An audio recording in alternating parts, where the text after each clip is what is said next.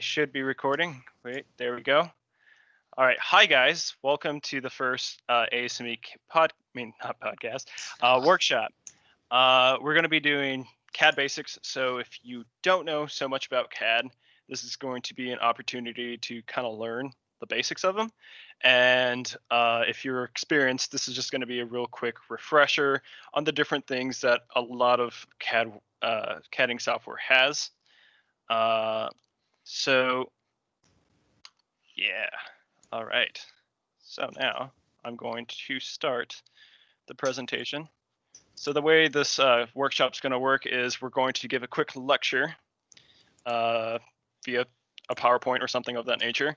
And then we're going to do a quick demonstration of a couple of things. So welcome to CAD Basics. This is our first workshop. Alex, I heard there was a message in Discord, so just check that out. Make sure no one's trying to find their way into this. Alrighty, so I'm just gonna go ahead and start it off. Don't want to take too long on the lecture because that is kind of boring. Alrighty, so what we're going to be talking about is a general introduction into CADing. We're going to talk about how to open the program, how to start projects, sketches, sketch features, 3D features, assemblies. We're not doing drawings. I forgot to delete it. Alrighty, so CAD stands for Computer Aided Design. That means we're telling the computer to make things easier for us. So it is a tool for engineers to clearly present concepts and designs for equipment for manufacturing or project planning applications. So there's two general types of CAD. There's 3D CAD and 2D CAD. So a lot of the benefits you can see right there just make it really good for the industry to have CAD. So for mechanical engineering, some of the major CADing software you'll see is SolidWorks, Autodesk Inventor, Hero Parametric, Solid Edge, AutoCAD. AutoCAD's a little special one. It's a 2D CAD. We will be having a workshop on it and discussing why it's still relevant today. But yeah, we're gonna just kind of keep moving on. Alrighty, so there's two different minds of thinking on how to design something. There's things called the additive process and a subtractive process. These are important for CADing themselves because it kind of shapes the way you're going to be thinking about how to make something. So the additive process is you're going to just combine shapes together to make some new shape. Or you're just going to kind of like form them together. You're going to start from nothing and build it up. And then subtractive, you're going to start with a larger shape, and then you're going to cut away from it to make another shape. We'll be using both of these processes in our demonstration to kind of show how they differentiate and how combining both helps make difficult shapes. So to think of additive processes, you can think of like a 3D printer. You see that it goes layer by layer. It's building the shape as it goes. Whereas subtractive, you can think more like marble carving, where you kind of carve away at the block to form, I don't know, a man's torso there. Alrighty, so hold up. Oh, so I don't think we're gonna get into it for this workshop, but there's additive and subtractive process, but there's also like a process when it comes to CADing something for assemblies. So like say that you need to make a system, like you have two parts. You can either create both parts in the assembly and constrain it right there, or you take two different parts and combine them into okay, you know what I'm talking about, right? Yeah, what he's talking about is the top bottom or bottom to top approach. No, top down and bottom up. Yeah. So we will kind of be talking about them in this one when we do the assembly. Okay. But yeah, it is, but that's a whole like different type of process. What I'm saying, like with the additive and subtractive one, is that it's how you make figures. But going on for this workshop, we will be making a mug. We'll be assembling a bolt and a nut, and we'll be using a basic gear to kind of show like extruding and stuff like that. Alrighty, so opening the program, obviously you're going to download it, install it, and click the application button. We'll show you that when we get there. It's a relatively easy process, depending on your computer and if it's able to run the programs. It might take a very long time to start it or take relatively seconds. Alrighty, so project folders are super important. They help you manage different projects without being scatterbrained about it.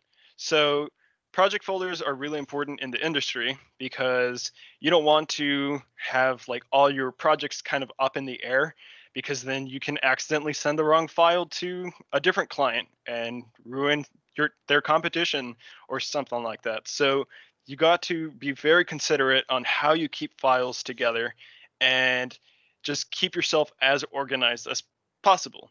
So the way we make a project folder is once you open Inventor, on the top it's going to look like this. You're going to click on projects. It's going to open up a little window like this.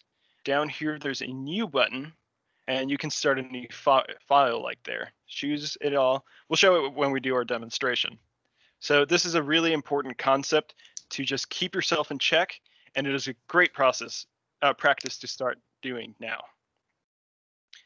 All right, so the different CAD modules that we're going to be looking at are parts, assemblies, drawings, and presentations. So these are kind of specific to Inventor. What you're going to see across all 3D CADs, though, are parts, assemblies, and drawings. Presentation is a little bit special. All that is exploded views and animations. But we're going to really focus parts and assemblies today. So parts are solid entities. These are not meant to be moving parts. I mean, they're like, you cannot assume when you're building a part that it's going to be moving. It's a solid piece that you will use in your assembly to show that something is moving. So in high school, I had a project where I had to make a little train, and a lot of people made the train on as a part, like 100% a part, used the wheels and everything. So after that, we were supposed to assemble everything together and make it like kind of like look like it's running. But those people that made it a solid part couldn't do that because it was all solid. So just remember, parts are solid. Assemblies are a combination of parts that you can move around. So just keep that in mind. 3D coordinate planes. So I'm only going to talk about this because it's important to visualize 3D in an efficient manner. So you have the y-axis, z-axis, and x-axis. Those are like kind of normal. You know the y and the x, and you know they're just straight lines that make up an axis, I guess. And you built these by connecting 2 points, which is essentially what an axis is, right? It's just a line that crosses 2 points. The origin is the center, and planes are the connections. Is the region between axes. So this would, like, if I was looking right here, if I could just imagine the planes, this would be the XY, this would be the YZ, and this would be the XZ. So they're just important so that you can visualize faces and such that you will experience in the CADing world. Alrighty, so how you look at things are very important in CAD, and it kind of starts off the drawing process, if you will. So there are 3 major views that you'll see. You have planar, perspective, and oblique views. Planar views are just a 2D view of something. So like if we just look at this cube right here, right now it is in oblique because we can see 3D features. Like we could see more faces than just one. But if I wanted to go to the front view, let's just say, we'll be looking at the planar view of the front. So we'd only be able to see the front and everything will be hidden. It'd be kind of like taking this 2D coordinate plane and just putting it right up here on the front plane, and then we'll have like a relative vertical axis and a horizontal axis to this place. So it's just important to understand that a 2D view is going to be a plane. Now there could be angled planes and stuff like that, but we'll just handle those a little bit differently. Oblique, there's three major types of obliques. You have the isometric, dimetric, and trimetric. It is good practice to kind of look at things in an isometric because the angles and lengths, side lengths are going to be equal. So it'll kind of give you a more an easier thing to look at. Whereas like dimetric and trimetric, the angles aren't going to be all that great, or the just distances are going to be kind of obscured. It's just a little bit stranger to see it in these metrics. Alrighty. So starting a sketch. To start a sketch, once you start a part, you can go to Start Sketch, which is going to be on the top left of the inventor. You could either choose a plane in the task tree. Right here, you could either choose YZ, XZ, or XY, or you can just click on the little planes tree that comes out as soon as you're going to start your first sketch. So that's just how you start your first sketch. Some of the sketch features that are important are these right here. These are just ways to make basic shapes. Also, there's going to be a lot of words in this presentation. Don't worry about it. It's just saying what certain features do, but as long as you're listening, it shouldn't be too hard to understand what's going on in each slide. But yeah, so you just want to start using these shapes, either the line, circle, arc, or rectangle, to make more complex shapes. So the conversation of additive and subtractive processes come into play here. So you can either start with a rectangle and just kind of cut away at that rectangle to make other shapes, or you could start with lines and just draw it out as you think. It'll make a lot more sense in the demonstration. All right, so dimensioning. Dimensions are important to make sure that everything's at the right size. You could either dimension as you go or dimension everything after you've kind of built a general shape. I would say it's a good idea to at least dimension the first thing so that everything else kind of scales with it. You don't want to just kind of go off and then like when you like start dimension the first one, it's just like, oh, this is 200 inches.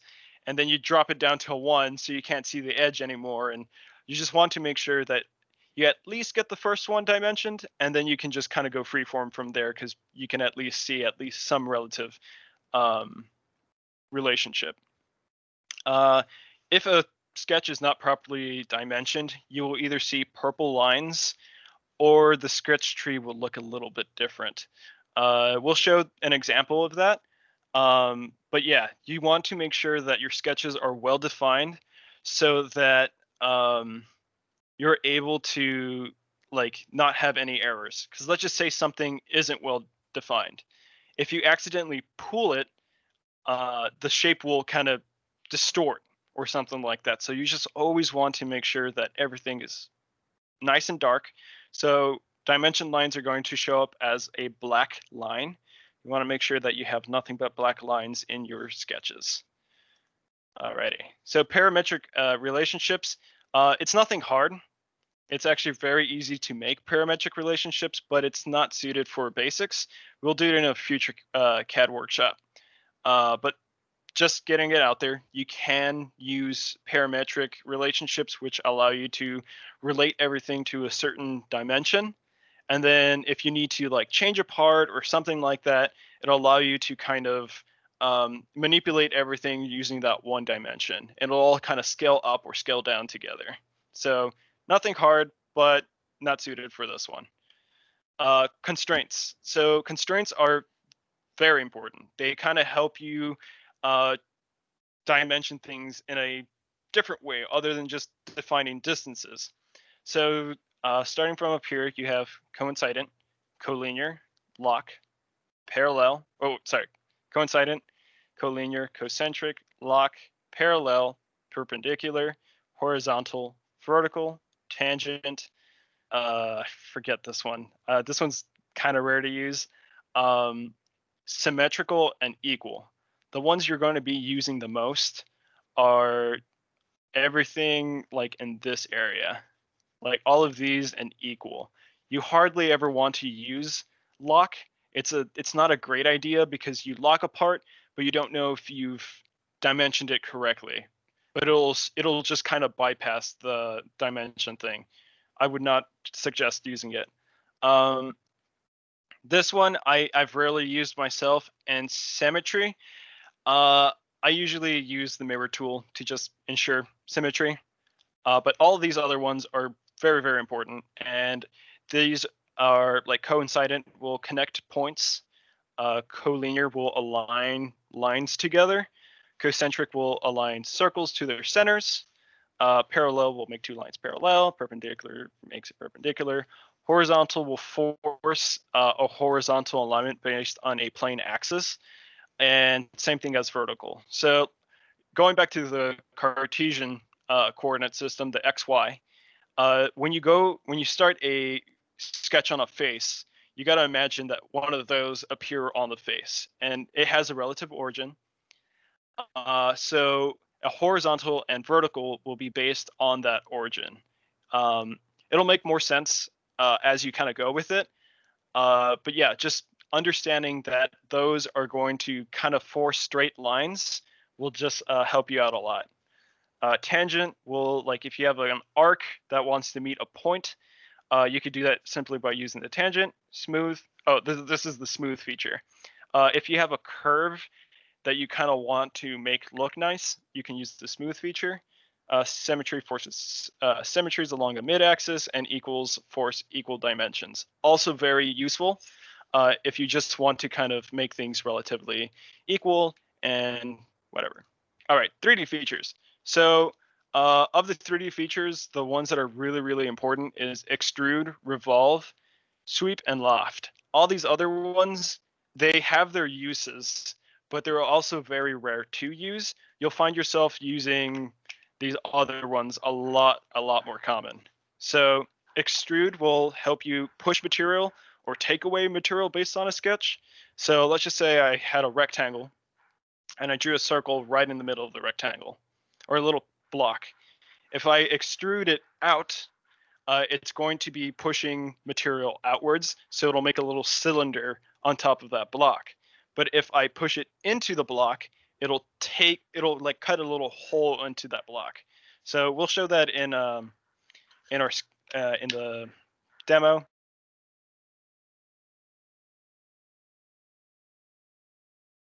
Who muted me? Alrighty. So we got the revolve feature. So that's going to just get a sketch, and you can't really see it in here, but just imagine there's like an axis of some sort. It's going to revolve that shape around that axis. So it does exactly what the little image shows. Sweep is going to extrude your face along a path. Very, very useful if you're doing some weird shaped things. Loft is going to go along a path, but it'll kind of like mesh smoothly, mesh two faces smoothly towards each other. You could also add more faces as it goes, so you can define the slope. But yeah, we'll might show something on that. All right. And then next, modifications. Modifications, these are also a big topic. Important ones are really in the sketch features. They also have their 3D types also. So fillet, chamfer, shell, really important for 3D. Trim, extend, split, scale, stretch, offset, super, super, super important for sketches. I use them all the time. Trim will remove all unwanted lines or faces. Extend will extrapolate lines to the next edge. Split will break a line and add a point in there so that you could either do something different or whatever you need it to do. Fillet will round corners, also in sketches. Chamfers will trim at an angle. So just imagine this was a little cube, and then you chamfered it by just taking off some material there. Offset will just kind of offset a shape relative to something that will show, and it's really easy. And a shell just hollows out a material. All right. Patterns are super important. So if you just have something that is going to be really repetitive and it's going to follow some type of sketch, I mean, some type of common, like, I don't know, common path, rectangular will allow you to do it in the X, Y. Circular will do it in a cylindrical way.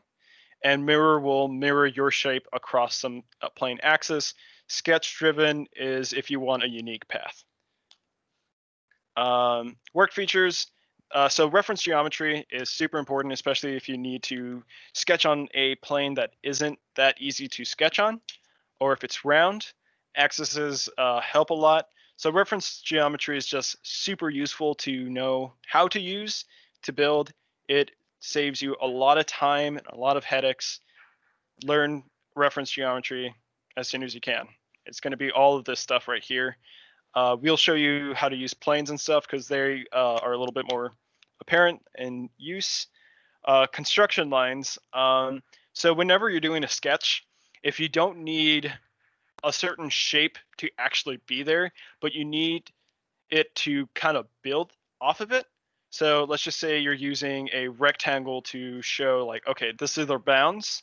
You can use a construction rectangle, set it to construction mode so that it doesn't actually exist. It'll make more sense in the demo. And I'm sorry I keep saying that, but it is a little bit vague in the presentation, but it does kind of, it is important to know.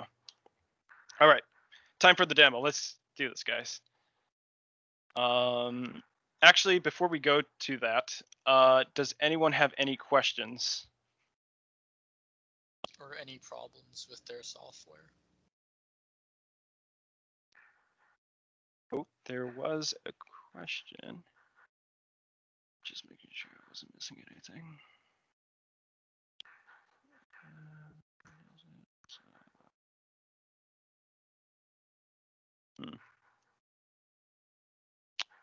All right. So, any questions? I did not see. I'm not seeing any. Alrighty. So we're gonna open up Inventor, or I'll open it up. All right. All right. I'm gonna share my screen with you guys. Also, in the Teams, I don't know if you guys can see the chat room. I don't know how to show that, but on here, if you go to the one that we're currently in,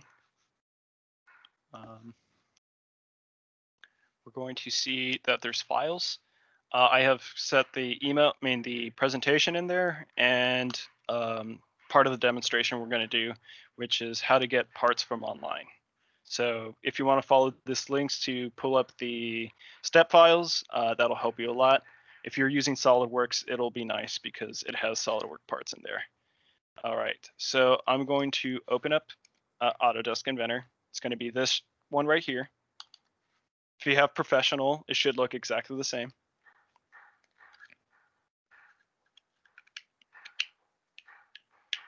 All right, so this is what we see when we start it up.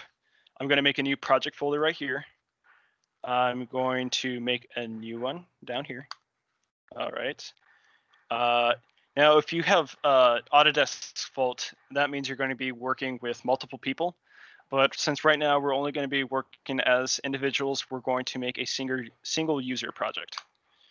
Give it a name. So I'll just call this ASME CAD Basics. You can give it any name you want. And I'm going to tell it where to build it. I'll just build it in my desktop for no reason. But you can define where you want this folder to be built. So in case you have a certain structure based on the company, if you're doing this in the real world, you could place it wherever you want. Then I'm going to click Finish. All right, you see right here now that now we are inside the project. You can see that we're in it right now because you can see the little check mark right here. All right, If I wanted to browse through projects in an easy way, right here in the home page, I could just go from project to project, but I need a check to make it my active project. But I'm going to be working in the CAD basics. It also gives you some information over here, nothing too important. So I'm going to start a new part over here. Going to make an IPT. IPT, these are parts. Don't worry about sheet metal parts. This is a whole different world of CAD. We might do a workshop on it if we can figure it out, because it requires some some knowledge on manufacturing and stuff like that. So we might work with the workshop. I mean, what are they called? The ones that do stuff on UTD. Yeah, it's the workshop, isn't it? Yeah. I guess we'll work with the workshop people to see if they can host maybe a sheet metal one, so that you guys can get an idea on how to do it. I have a very small idea, but I know that I need more building experience so that I could teach it a bit like efficiently.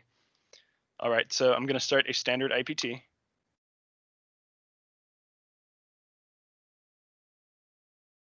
All right, and you can see that it's just a blank land. Currently, we're in the front view, but if I kind of move this little cube over here, it's going to pivot the world around. And if I end up in a bad spot and I don't like this, it's really nice in Inventor. You could just click this little home, and it'll take you back to the home view. And if I wanted to set my front to go to be the home view, I just go to set as current view, add a fixed, I don't know. So now if I go to the home, it didn't work. Doesn't matter. Alrighty, so we're going to go back to home, which is this nice little corner. That's a good one. We're going to start a sketch up here. And we're going to start off by making the gear. And I'm going to make it in the way I designed it. And then Alex will show how he designed it using Revolve. So I'm going to use extrudes mainly. So I'm going to start off with a sketch. And I like to be as efficient as possible with the amount of sketches I have. And I'm just going to make this first one be 3 inches long. All right, so that's 3 inches. And then I'm going to, give me a second, I gotta pull up some dimensions. All right, then I'm gonna go, I could just do it like this. So I'm gonna offset from this. I want to be about 1/4 inch inwards. So 0.25. So that gives me a distance 0.25 into it. And I'll just make the other circle. I have a shaft that is 1/4 inch. So I could just type in 1/4 to make 1/4 inch. Oh, that would, I meant 3/4 of an inch. 3/4 of an inch. All right, so that's 3/4 of an inch, and then I will offset off of it some material. I'll give it about, I don't know. All right. So there we go. We have these as our lines. So the only reason why I make all these, because in the end, I want to come out with a shape that kind of looks like, where is it? Like this, where it has some little geometry right here, like that. I only want to do that so I can save space, save material. It's not very necessary. Actually, change this a little bit smaller, 125. All right. So I just finished my first sketch. I can make sure that everything is well defined because there are no purple lines. If I went back to the sketch and for some reason I felt like not dimensioning that, you could see that this is a good dimension, but because I took off the relationship of what this one was shaped, now I have 2 purple lines because now this one doesn't know what to base off of. And the problem with that is if I slide this around, it will move both lines according to it. So that's why I need to lock it off with a dimension. And I said 3/4. Alrighty. So now we have all our shapes. I'm going to start extruding. So since I want to make as little features as possible, I'm going to do this. and I'm going to make it the smallest. So I'm just going to show you how I might do this. So I'm going to start with the thinnest distance that I know of. So I'm going to say, okay, a quarter in there. And then I'm going to say, I want to actually see that sketch still. So I'll turn it on with the visibility down here. So I just did that by right clicking onto it and scrolling down to visibility. So now we could see the sketch again. We can't really see it all that well because this is kind of blocking it. Let's see if I can suppress it. So yeah, you could see that it's there. Now if I extrude again, I'm going to extrude the thick parts. So I want this to be thick. I want this to be thick also. But I also want it to be off of this center. So when I do that one, all that's doing is, if I look in the right plane, instead of just going on one side, it's going to be making the extrude on both sides. This is really good if you want to ensure symmetry across a plane. So I'm just going to do that. And since the first one, I'm going to wait. That wasn't right. But now I'm going to unsuppress this one. All right. Now you can see that we have a change in elevation, right? So now we have a little dip in there and two like this. So I did that by using the same sketch. So I only have one sketch and two features to do that. So as you're making parts, you want to be as efficient as possible with sketches and stuff like that. I'm going to suppress these again so that I can now make the teeth. Suppress feature. All right, so now I'm going to make another one on the XY plane. All right, but this time I kind of want to make the teeth. So if I start trying to make a point up here, you see that it doesn't stick to this line, but I do want it to be right up here. It doesn't really stick onto there. So a way I can do it is I could project geometry. So this is going to allow me to select a line from the other geometry that already exists and just make it onto this sketch plane. So these are two different planes, technically. So now I'm pulling from the old sketch into the new sketch. So now if I click away from the projected view, project geometry, and if I go, ooh, it shouldn't be doing that. Huh. But try making a point. Yeah, you see, okay, there you go. You see, I can't really connect to this line, but if I try connecting here, you see that now there's a geometry there that I can stick myself to. So I'm gonna make a point right up here, and I'm going to make a definition saying that this point up here and this point up here are concentric are vertical to each other. All right, did that work? All right. So now I'm going to start sketching the tooth. I'm going to go like this, some angle here, and like this. Alrighty. So I just want to be clear right now. This isn't the actual way of making a gear. There's a lot of math involved in creating a good gear. This has to do with friction, stuff like that. You'll learn that in, I believe, the kinematics class or the kinematics or material. It's one of the materials class. Yeah, so you'll be learning how to make an appropriate gear. This is just for demonstration purposes. So I'm going to define some height here. The height's going to be an eighth. E. That's always fun. So when you get something like this, where instead of making it an eighth up here and an eighth down here, I could just not do that. Huh. Wonder why you did that, you stupid thing. All right, I'm just gonna delete everything. That's why it's always best to just get a line up there, and I'm going to dimension it an eighth up here, so that it knows that it's 90 degrees upwards, and there we go. Now I'm going to do the shape again. All right. So you could see that this line up here is dimensioned, but I haven't touched it at all, so it doesn't understand why that's happening. All right, let me just delete this. So you can see all it knows is that it's 90 degrees to this. So it knows that much, but it doesn't really have a defined length, but it assumes if I dimension these other two that it should be good. So that's why this one stays black, but the others stay purple.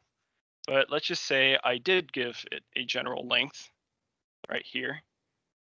And I'm going to say that's going to be, again, a quarter. I mean, an eighth. Okay, now we have two lines that are well defined.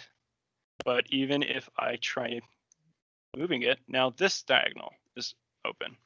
Now, either we can use an angle by clicking here and here to define some angle, or we can use a diagonal dimension to diagonally define. Come on. Diagonals are a little bit hard to get. Come on. Give me the diagonal. Okay, it doesn't want to behave here. But usually you should be able to like define it at a diagonal length to each other. So instead of going horizontal to each other, it will be giving us the diagonal length or the hypotenuse of this little right triangle. I'll just be using the angle right here. I'm going to set that to 125. All right. And now we have one missing dimension. Guess we just have to define the distance up here. We'll do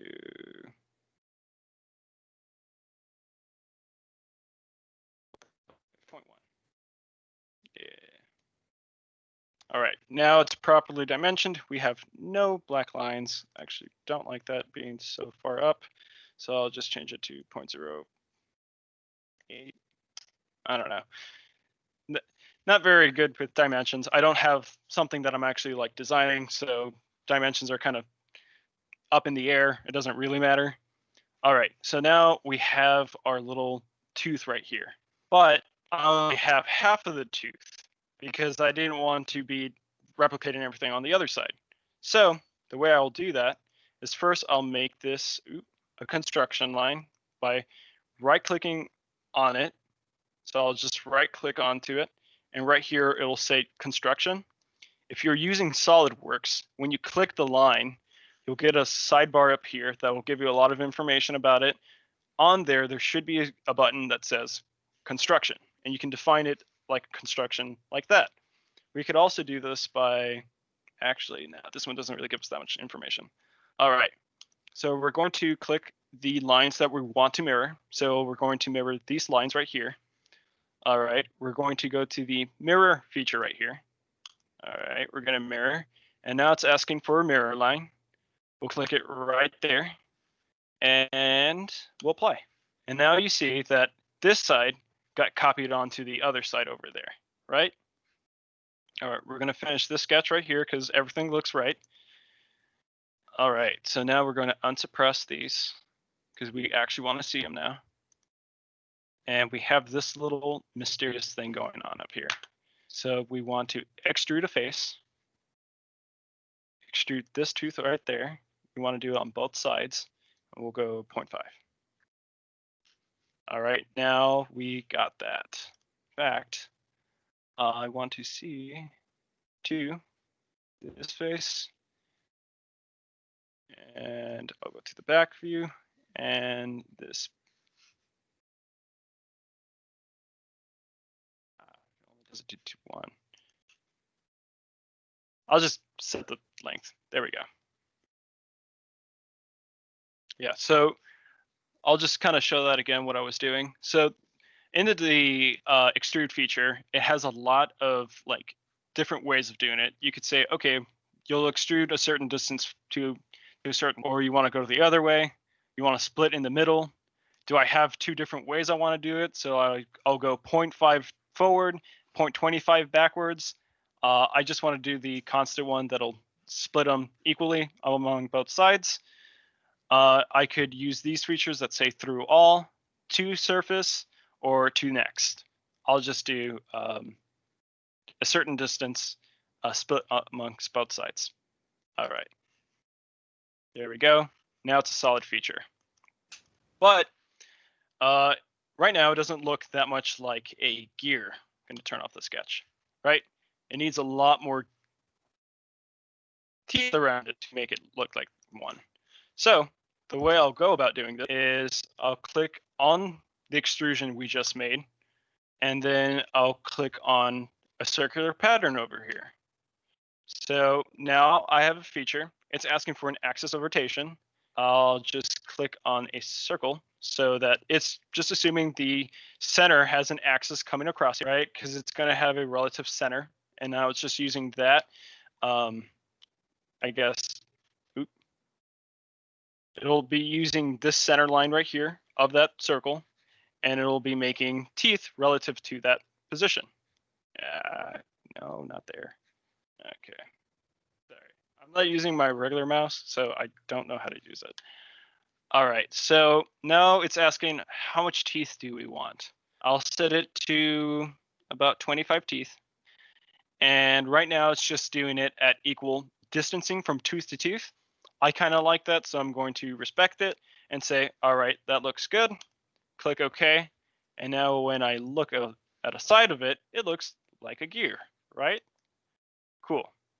Now, whenever you're manufacturing something, straight lines or sharp corners suck, especially since this is going to be metal. If you run your finger along there, it's going to hurt. So that's why we use either chamfer or fillet. I'll use a chamfer right here, and it'll do a certain distance. Since I know that this is a 1/4 inch of half. I don't know what I'm saying.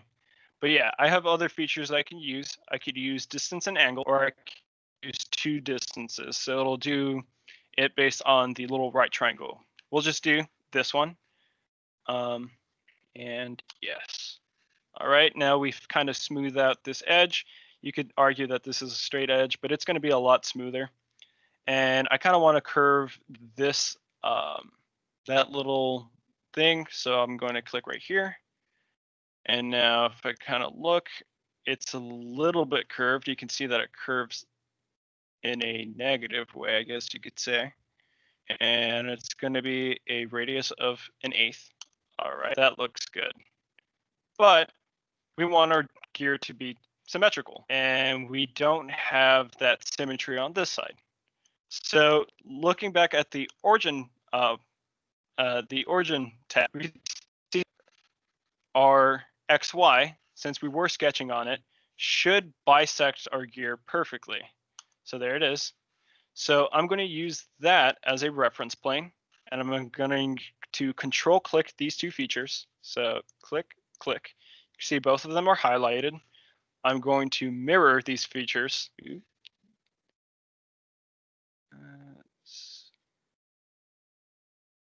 What? And then I'm going to go across the XY. All right, and we'll see what it did, because I don't know if it liked what I said. Huh. For some reason, the chamfer didn't go.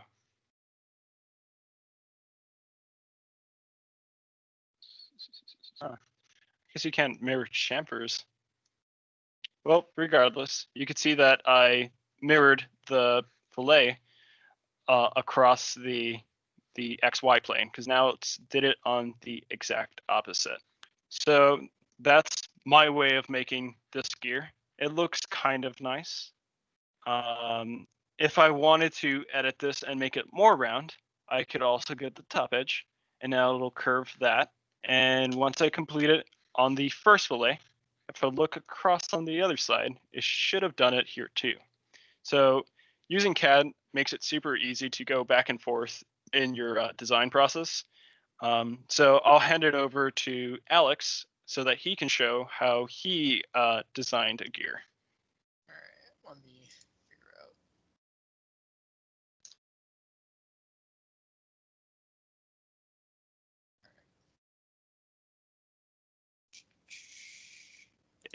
I stopped presenting. Now you can share your screen.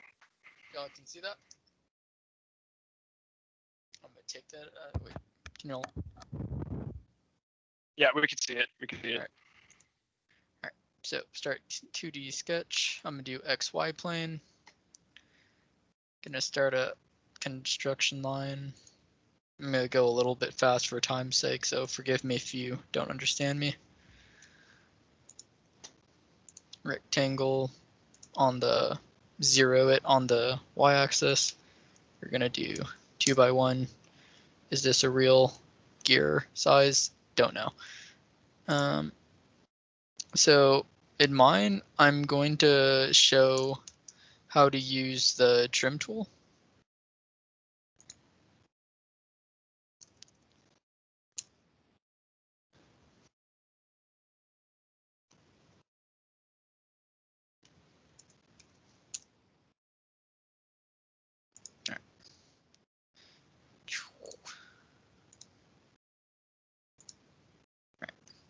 So you see how everything is not black. That means it is not dimensioned. So if we go over to the one that I already did, we can see that if I edit sketch, that I don't know why these are blue, but like these are black because they're fully constrained for the sake of time and not figuring out wasting time on this. So like if I wanted to try dragging it around. Yeah, try dragging it around. Oh, also, that's why. So that's another thing we didn't talk about. So driven gears. So he just made a driven gear right there. It's the one with parentheses. It's the 0.3 that's like at the edge of the thing. So those are called driven gears. Driven gears are technically gears that are there for reference purposes only. So so we'll just call it a reference dimension. That is only useful if you're going to be doing parametric things.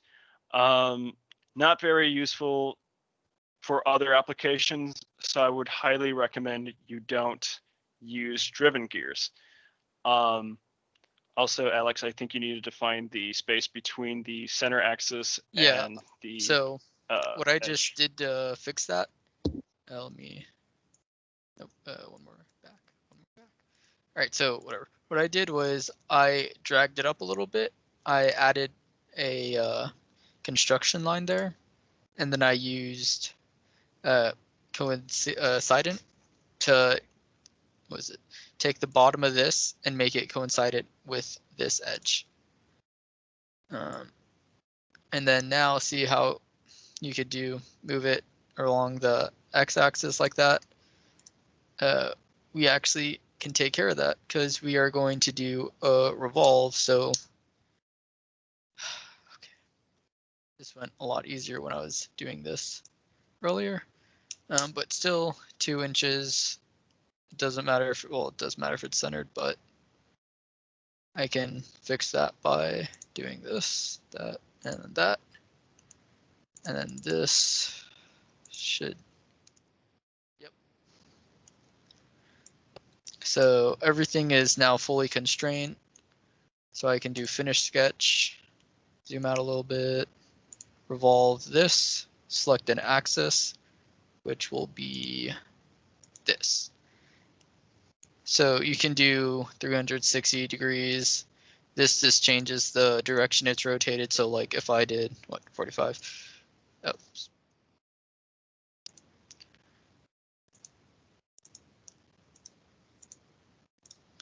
so yeah, if I did like 45 degrees, it'll just change the direction that it's going. I could do both ways, but of course we're gonna do full 360. We're gonna go to the top view.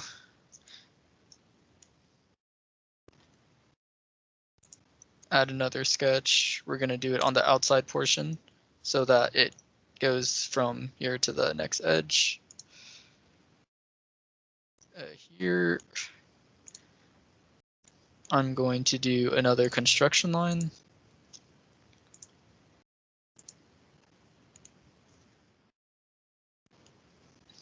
And then a good thing to note is project geometry. it just projects like what is the geometry behind it. I don't know how else to explain it. So like I clicked on the outer ring, so it's depicting that edge. But if I like clicked, I can click this edge, it'll do that edge, this edge, and then I can click that and it'll display both. So I'm gonna just go here, line. See, it's, I don't know if y'all can see it, but like it's lighting up. It's changing color when I hover over it. That shows that it's going to be constraint to the geometry. So like if I, wait, what? Hold on. Yeah. So like let's just do 0.3. Important reminder, or it's important to remember to undo that. So it's only, it's coincident to the geometry, and you can still translate it left, right, and change the dimension of the length. So let's constrain that. Wrong way. You know what?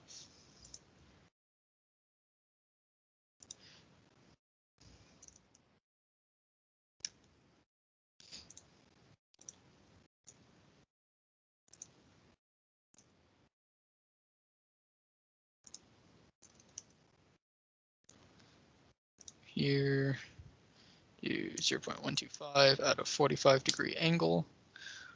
Why does this program hate me? I don't know.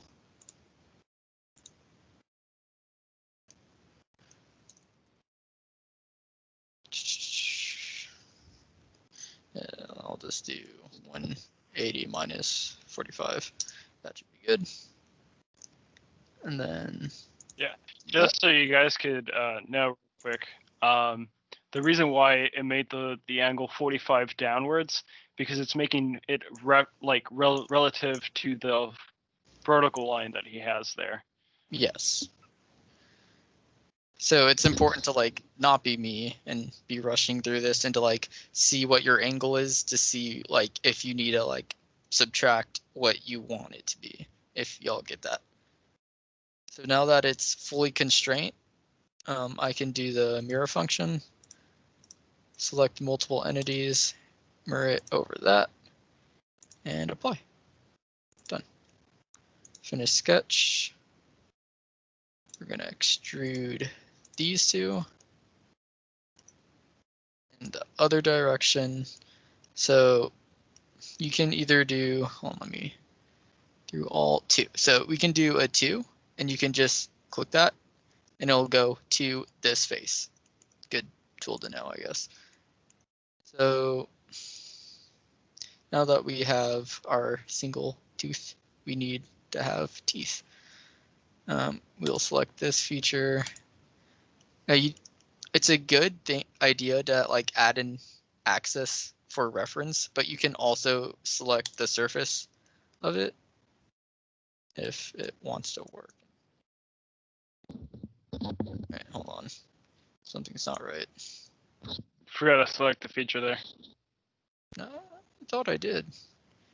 Maybe I didn't. Select feature, rotation axis.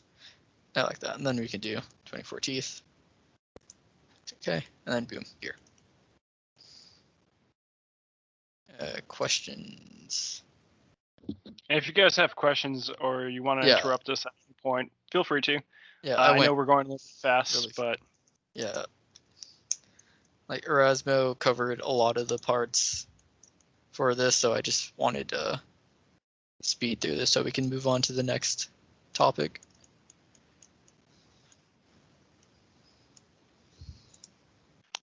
all right. Questions, So concerns? Okay. yeah, so we're just gonna move on to the next one. I'm going to take control. I think you just gotta stop. I think I got it. Yeah. Okay.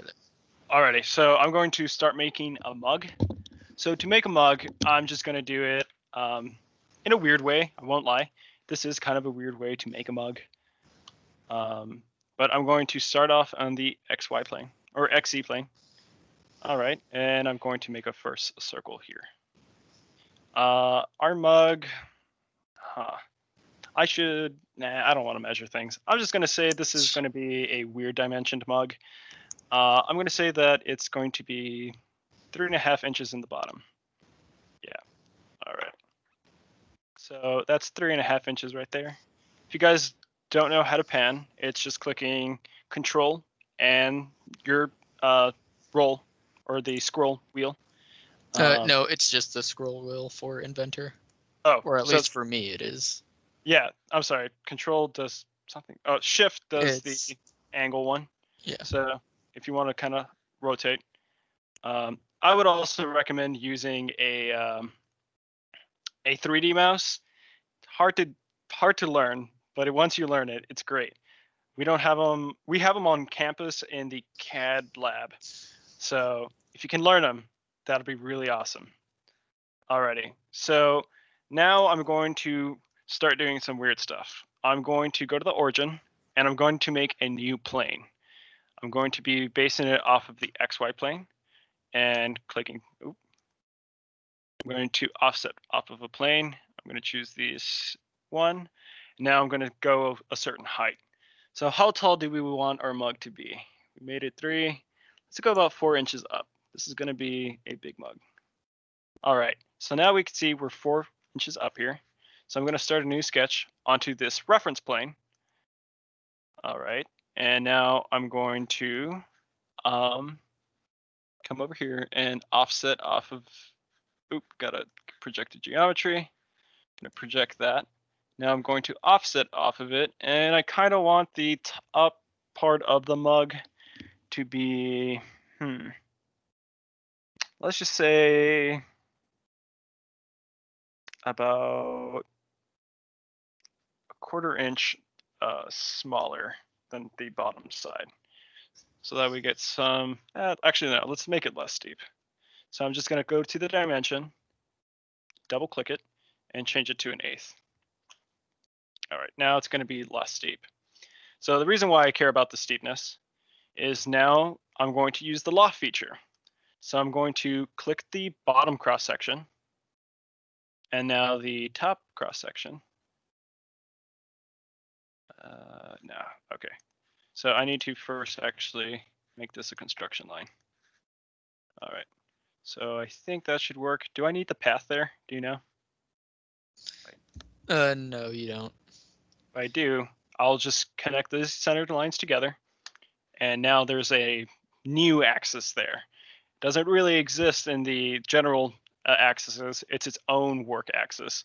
But in case it asks for a path, which I don't think it does, I'll just now say, all right, I'll go from this shape to this top shape. And now you can see that it'll kind of make a smooth transition from this one to the one up here. I like that right there, so I'm going to say awesome.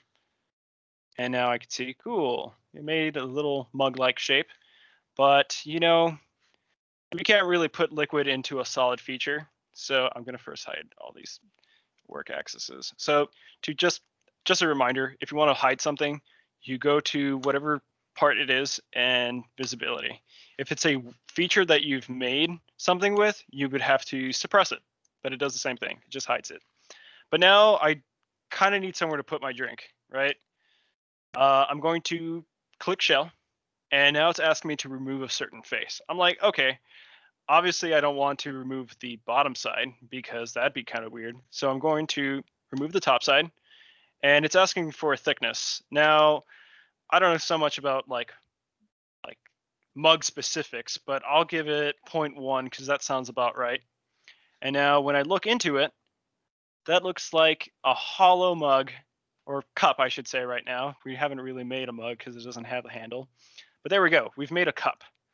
As we drink, we don't want to be cutting ourselves on this like sharp edge. So we'll just do a quick fillet on both sides. Now you see that since I was going to fillet both sides, but I know the thickness is only 0.1, you can't make a full circle at 0.25. So we'll shorten it to about 0.5. Oh, 0.05. Oops. 0.05. And now when we click OK, you could see that it is a perfect little circle. Also, how do you do that? View, half, section view. Forget how to do it. I was going to try to show you guys how to look at section views, but I don't see the feature that usually is there. Maybe. I'll figure it out later. That is a little bit more advanced. Regardless, now we're going to use another plane because I want to draw on the side of it of where I'm going to be putting the mug. But if I try clicking on the side, we don't have a flat surface to work off of. So I'm just going to click down the planes, and I'm going to say tangent to surface point. All right. And I'm going to make a tangent to this one. But it's like, okay, I know it's going to be tangent here, but what else is it going to, what else are you using for reference? I use that one right there. Don't know if it's going to do it. Why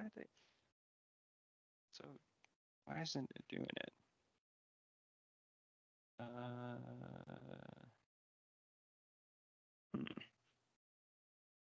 Regardless, okay, I'll just do it the simple way. Okay, I'm just going to get the XY plane, or the YZ plane, and I'm going to offset off the plane. And I remember the bottom one was 3 inches, so I'll go 3 inches that way. Right? Nope. What? Oh, well, duh. I'll go 3/2 because, yeah, still off. Why?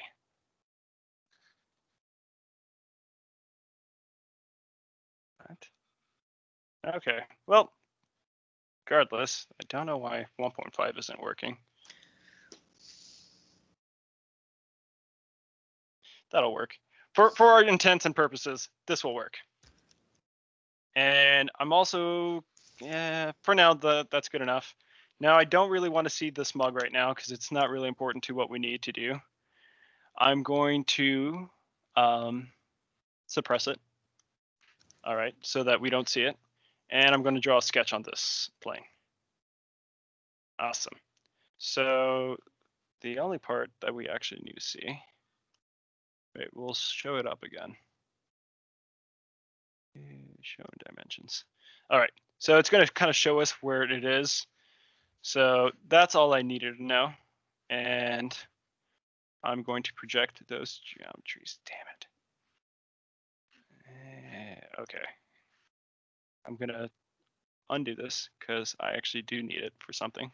Forgot. I'm going to go back into the sketch by just double clicking it. And I'm going to project the top edge and the bottom edge. That is only important because I need to know the relative heights. Now I'm going to hide the feature again. All right, so I'm going to go back into the sketch, and now we know where it exists, but it's not really important. These are just for construction purposes. Oops, I miss again. There you go. All right, so now what are we doing? I'm going to do this in a way that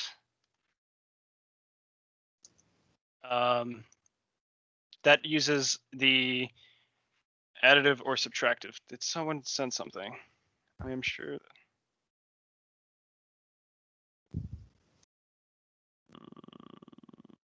Oh yeah, so another way of making the mug is just using revolve. So we just wanted to show the loft feature. Revolve would have probably been a lot easier to show. Yeah. But yeah, so I'm going to kind of do this in a weird way. I'm going to start off with a rectangle. I'm going to draw it off of a center and a point out here. All right. I'm going to dimension this point from the top. All right. And I'm going to say, well, off of the top of the mug, I kind of want that to be, let's just drop it 0.5. And the side length to be, not that one. The side length to be 0.75. And the thickness, we'll make it 0.5. And less. That's a little bit too thick. We'll do 3/8. Alrighty. And we want our point down here. So I'm just going to use a point to kind of set up that where I want the other rectangle. I'm going to base it off of there. How far do I want that to go? Let's go 2.5 inches. Actually, no, that looks good. There we go, just a little bit lower. So why I did that is this is going to be the handle. So right now we're drawing the handle, and what we're going to be drawing is the geometry of the handle. So I don't really need to draw the bottom half of this, since I'm going to use a sweep to kind of just drag it into it. But it's important to at least have this reference point so that when I draw the other side of the handle, it doesn't get all weird. But you don't really see square handles, just a straight rectangle going around. So I'm going to use the fillet on one side to, why aren't you doing this? Why is it doing it like that? What? Okay. Well, we'll do it like this. We'll use a circle on this side. Kind of draw it to here. And you see that I just drew a circle, and if I just wanted to get rid of that side, I'll trim that, and trim that. I think the reason why it was not liking that motion was because of these construction lines, but not to worry. And on the other side, I can simply make a 3-point arc. So I'm going to choose here, and go a certain distance out. All right, so why it chose that? I guess it just used its radius to assume that was what I wanted. And since I don't need these lines right there, I'll set that like that. Go construction. Go to construction. There we go. So there we go. We have the handle cross section. I believe, yeah. So this is what's called a slot. So we could have just built it using the slot shape. And I think you need to define like the center to center, right? And then how far you want it out. So that is also a way of doing it. I just kind of want to show trimming and other things, but yeah. So there we go. So there we go. We got the cross section of the handle we want. Now I kind of want to go to this plane, the XY plane, and I'm going to start a sketch on it. But I need these reference points. So I will use project geometry to get the center dot right here and the center point down here. So that when I go like this, and I'm going to escape. See if I can hide it from in here. Now when I do that and get rid of this, I see 2 points right here. These 2 points are where the handle's going to go. And I just want a line that goes straight like this, comes some down way over here, and curves over here. Now we know that mugs usually aren't kind of straight and rigid like this. So I'll use the fillet feature right here. So now it knows that that's where it's doing it. I'll change the radius. I'll do probably 1 inch. Okay, didn't listen to me up there. 1 inch up here, and I'll do another fillet down here on this corner. About 1 inch, that looks right. All right, so that'll be the handle shape. I don't know if it'll look nice. Probably do less. Oops. And I think the reason why it doesn't know where that is because I need a dimension here to here to that flat. I'm going to say 1.5. It'll be kind of the thick boy. And how do I dimension this? I guess it'll be the length of that. I'll go 0.75. Alrighty, so now it knows exactly how it's going to make that handle. Now I'm going to show everything again. visibility. Now I want to sweep that. So I'll sweep that profile, and I'm going to choose the curve I'm going to use. There we go. So we see that we're going to make a handle right there. Alrighty, and now if we unsuppress our mug, you can see that it's in there. Now, Inventor unfortunately doesn't have the feature to go from one face and just kind of meet up with the other face. But in SolidWorks, it does. So that's why I kind of like SolidWorks a little bit better. But there we go. We got a mug right here. Unfortunately, I don't have a key to SolidWorks right now, so that's why we're not using it right now. But yeah, there we go. We have a whole little mug made. The handle's a little bit ugly, a little bit thick, but hey, it works if you have big hands. Alrighty, so that is our little mug. So our last one, this is going to be a very quick demo. So I'm going to just go to the doc file real quick. And it says how to find parts online. And it says find a supplier, blah, blah, blah. Find exactly what you need. Download either a step file, SolidWorks file, whatever. So I'm just going to go over here because I already opened up the links. And I'm going to pick up a bolt from McMaster-Carr. So this is just a bolt that I found. Let's just say I need this for a specific project. And I need to come down here and download the step file. So you can see that they have ones for SolidWorks, they have IGS, they have PDFs, SAT files, EDRW. Don't know really what these two do, but the important ones are STEP and IGS. I'm just going to use STEP because it's what I use. So yeah, I'll save that, and you can see that it downloads. And it took me over here. And I'm also going to save the STEP file, which I already did for the nut.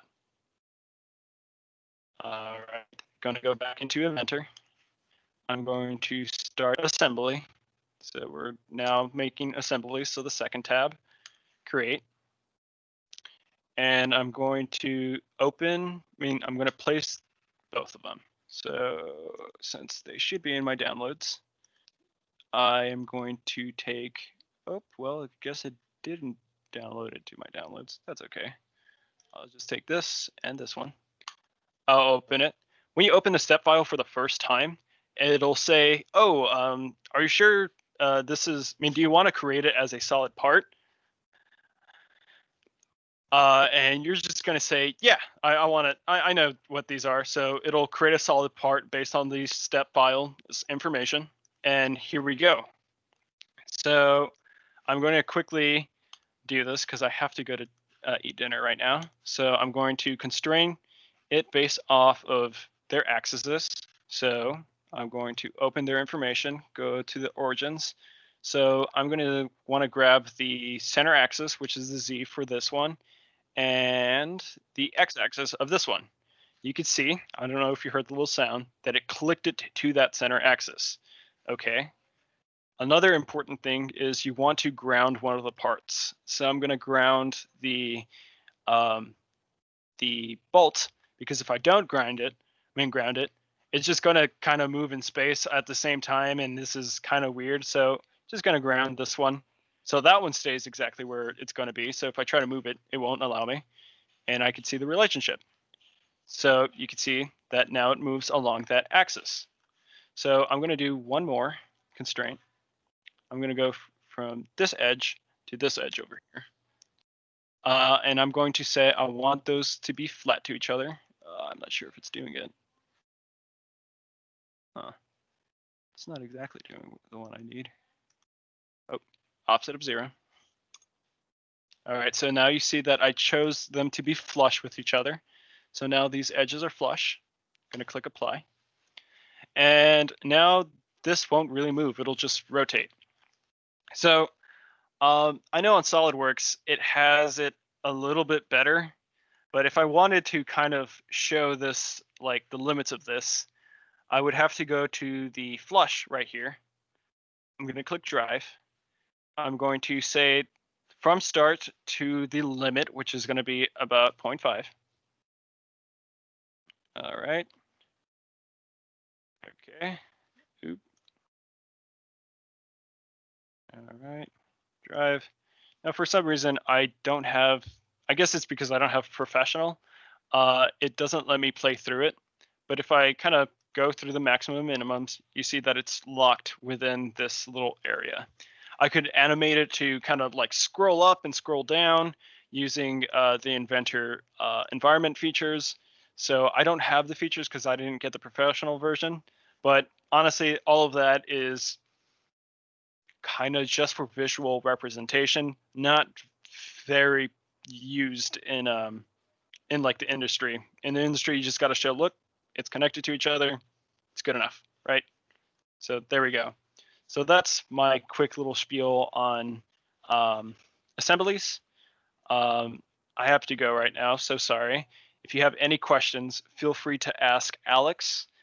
And yeah, that does it for this workshop. If you guys want to stay and chill out and ask like questions on maybe other things, that's all good.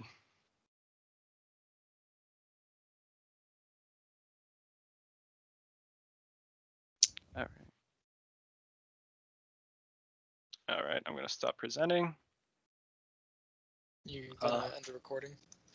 Yep, and I'm going to end the recording. All right. It's the recording though.